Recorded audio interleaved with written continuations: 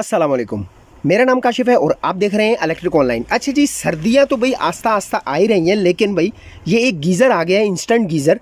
तो इसका इशू क्या है, सबसे पहले तो मैं आपको बता दूं, अभी आपको पता है सर्दियां आ रही हैं आस्ता आस्ता। तो आपने अपना कोई भी गीज़र है, इंस्टेंट हो या दूसरा हो, तो भाई इसको ऑन करने से पहले सर्विस ज़रूर कर लेनी है। अब ये सर्विस क्या भला है, सर्विस कैसे होती है, इस पर भी मैं डिटेल से एक छोटी सी वीडियो बना दूंगा, ताकि आप दोस्त इंस्टेंट गीज़र या कोई भी गीज़र ऑन करने से पहले उसको सर्विस कर लें। तो भाई अब इसका क्या इशू है, ये बिल्कुल भी स्टार्टिंग नहीं ले रहा, यानी कि अपनी ज़बान में अगर मैं आपको कहूँ तो ये टिक टिक टिक नहीं कर रहा।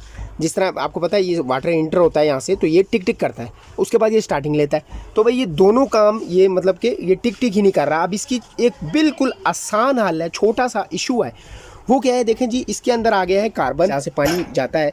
मैं आपको दिखा देता हूँ पहले, ये देखें जी, ये देखें वो जो ये इसके साथ जो पेच है, ये इसके साथ चिपक गया है कार्बन की वजह से। यहाँ से ये जाम हो गया है, जो अंदर मकनातीस होता है, अंदर से एक छोटा सा एक इसके अंदर मकनातीस होता है, मैग्नेट होता है। तो इसको निकालने का, यानी कि टिक टिक कर ले, इसको हल क्या है अभी पहले मैं आपको दिखा दूँ। ये देखिए, मैंने इसको बिल्कुल उल्टा भी किया था, लेकिन वो अपनी जगह पे स्टक हुआ है। वो जो एक मैग्नेट होता है, वो देखिए पेज के साथ चिपका हुआ है।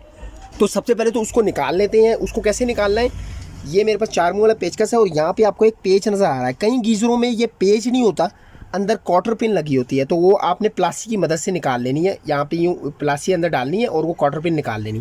तो इसका आसान हल क्या है, ये पेज पूरा हमने ओपन करना है, खोलना है। तो इसको मैं ज़रा खोलता हूँ जी। तो मेरे दोस्तों, ये पेज ओपन हो चुका है। ये देखें जी, इसके ऊपर वाशर होती है रबड़ वाली, ताकि ये लीक ना हो। तो अब मैं इसको सीधा कर देता हूँ गीज़र को, ताकि वो मैग्नेट निकल आए जी। तो प्यारे दोस्तों, ये मैं निकाल चुका हूँ, और ये देखें जी इसकी कंडीशन, इसकी हालत क्या है। ये देखें जी, बिल्कुल इसके आगे जो है वो कार्बन सा आया हुआ है, और ये निकल नहीं रहा था, बड़ी मुश्किल से निकला है। तो अब ये एक दफ़ा रमा हो गया तो ये अपनी हालत में आ जाएगा, टिक टिक करने लग जाएगा। तो इसको मैं ज़रा सही साफ़ कर लेता हूँ। ये देखें कितना गंदा निकल रहा है, तो ये सही साफ़ करता हूँ इसको। उसके बाद दोबारा इसके अंदर डालते हैं और देखते हैं भाई इसने स्टार्टिंग ली, यानी कि टिक टिक किया या नहीं जी। तो जनाब, इसको मैंने साफ़ कर लिया, और ये रेकमाल के साथ आप साफ़ कर सकते हैं, या किसी रेती के साथ भी साफ़ कर सकते हैं। तो इसको मैं दोबारा इसके अंदर डालता हूँ, और इसके पीछे से पेच हम दोबारा टाइट कर लेते हैं। यहाँ पे मैं ज़रा इसको माउंट कर लूँ अंदर। ये यहाँ पे हमने इसके अंदर डाल लिया है, और ये देखें जी, अभी आपको नज़र आ गया होगा कि भाई जैसे ही मैंने वो इसके अंदर डाला है, यानी कि साफ़ करके, ये जो छोटा सा आपको मैग्नेट नज़र आ रहा था, अभी देखें आगे भी चला गया, और इसने स्टार्टिंग पकड़ ली है, यानी कि टिक टिक करने लग गया है। तो ये देखें जी, ये आपको आवाज़ भी आ रही होगी, मैं आपको दिखा भी देता हूँ अंदर। ये देखें जी, ज़रा सुनिएगा आप।